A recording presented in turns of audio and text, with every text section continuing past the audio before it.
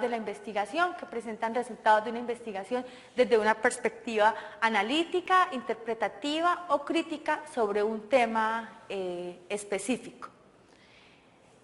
Y finalmente tenemos el reporte de casos o el informe de experiencias profesionales. Y yo pienso que este tipo de artículos se dan más en ciencias administrativas, en ciencias, en psicología, por ejemplo, en medicina, donde lo que se hace son análisis de casos y se reportan a la luz de comparaciones de ese mismo tipo de situaciones existentes en la literatura.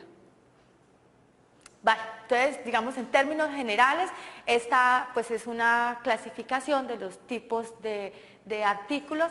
Yo, si ustedes tienen alguna duda, comentario, en cualquier momento, siéntanse libres de interrumpir.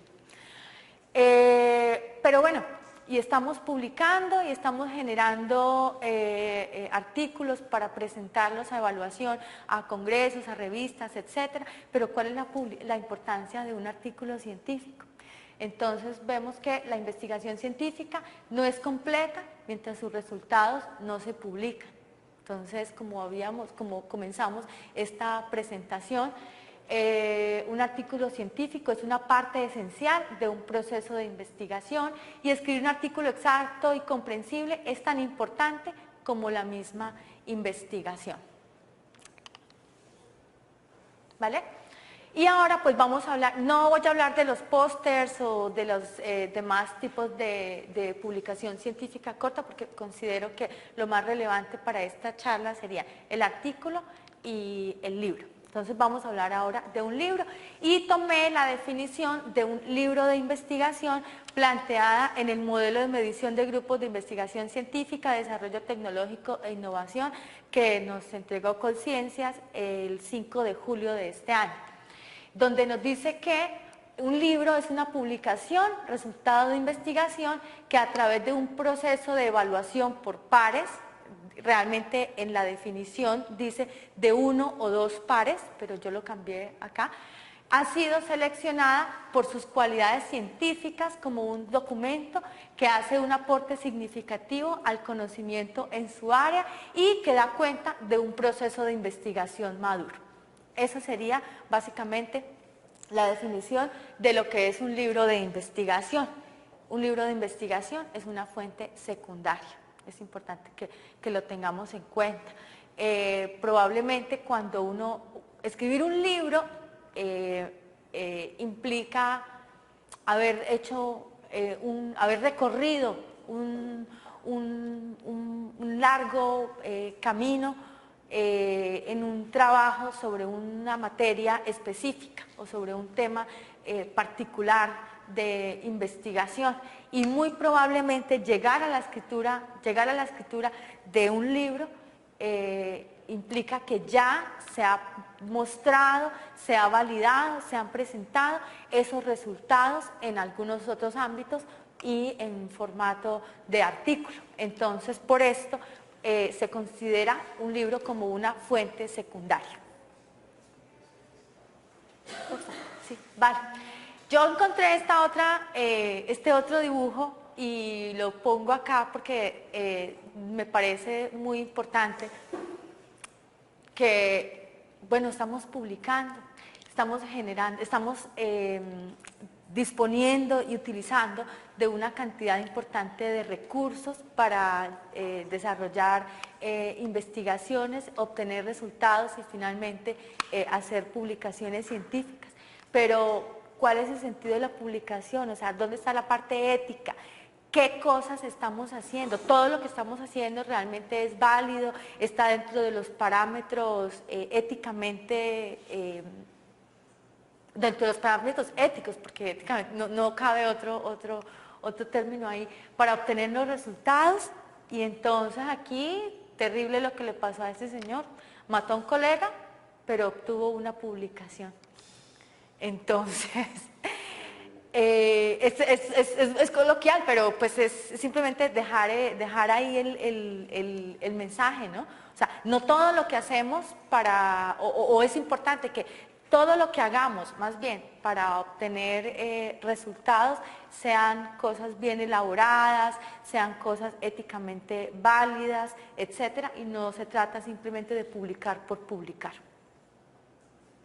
Vale, y ahora vamos a hablar entonces acerca de dónde publicar. Entonces, en términos generales, yo resumo que si usted va a publicar un artículo, hágalo en una revista o en un congreso. Y si usted va a publicar un libro, entonces lo más importante a tener en cuenta hoy en día es la editorial donde usted va a publicar este libro. Vale, entonces, espere, perdón, regrese un momento. Vale, un artículo, usted dependiendo de la rapidez con la que usted quiera informar los resultados de su investigación, pues usted lo puede presentar a una revista o a un congreso. Usualmente, hacer una publicación en un congreso es más rápido que hacer una publicación en una revista. En una revista probablemente el trabajo de revisión, de edición, etcétera, es más demorado que la publicación en un congreso. Sin embargo, no significa esto que realizar una publicación en un congreso no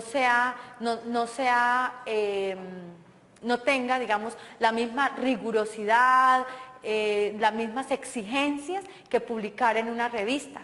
En particular, en el área de ciencias computacionales, publicar un artículo en un congreso puede llegar a ser mucho más complicado que publicar en una revista. ¿Por qué? Porque el conocimiento en esta área está cambiando a velocidades muy rápidas y entonces la gente prefiere publicar en congreso antes que enviar a la revista, que a lo mejor logre la publicación, pero ya la información no sea tan actual cuando por fin salga en este documento. Ahora sí. Entonces, en términos generales, para mí, ¿qué debería una persona tener en cuenta cuando va a publicar un artículo? Entonces aparece aquí un término que está muy en boga hoy en día en el contexto de la investigación en nuestro país, y no solamente en nuestro país, que es el factor de impacto de las revistas científicas. ¿Y qué es eso del factor de impacto de las revistas científicas? Es la media del número de veces que se cita un artículo publicado en una revista determinada. Todos acá sabemos qué es una citación, pero yo de todas maneras traje acá un ejemplo. Esto es una citación bibliográfica. En algún documento, en algún artículo científico o en algún libro o en algún capítulo, una persona hizo la referencia al trabajo que escribieron estos autores. Entonces, cada vez que una persona o que se haga una citación a este mismo artículo, se va haciendo un conteo que se va almacenando en algún lugar, y ahora vamos a ver quién se encarga de hacer esos conteos y de dónde sale esa información. Y a partir de esas citaciones bibliográficas, de ese conteo, pues entonces se genera lo que conocemos todos como el factor de impacto. Es un instrumento para comparar revistas y evaluar la importancia relativa de una revista concreta dentro de un mismo campo científico. ¿Cómo se calcula el factor de impacto? Esto les digo, muchas veces uno escucha el término de factor de impacto y se habla de ICIS, se habla de Scopus, y eso parece que fuera una cosa esotérica, difícil de comprender, pero en realidad es una cosa supremamente sencilla. El factor de impacto de una revista científica se calcula teniendo en cuenta el número de citaciones que se realizó a los artículos publicados por una revista en los 2 años anteriores al año que se quiere calcular ese factor. Entonces, por ejemplo, acá tenemos que se quiere calcular el factor de impacto de una revista X en el año 2004. Entonces, contamos el número de citas que existen en el año 2004 a los documentos publicados por esa revista en el año 2003 y en el año 2002, dividido entre el número de ítems citables publicados en el 2003 y en el 2002. ¿Qué significa el número de ítems citables? Por ejemplo, en una revista que tiene 10 artículos, por ejemplo, también hay el prefacio, la carta editorial, alguna información complementaria, etc. Eso no son ítems citables para hacerse el conteo de las referencias, de las citaciones bibliográficas que ha tenido una revista. Entonces, acá tenemos un ejemplo más concreto. En el 2004 en el 2003 se publicaron 784 artículos de una revista científica X. Y de esa misma revista científica X, en el año 2002 se publicaron, me equivoqué. En el 2004 habían 784 citas a documentos publicados en el 2003 de una publicación de una revista X. Y al 2002 habían 845. La suma de esos dos nos da 1.630 citaciones bibliográficas a los artículos citados, a los artículos publicados por esta revista.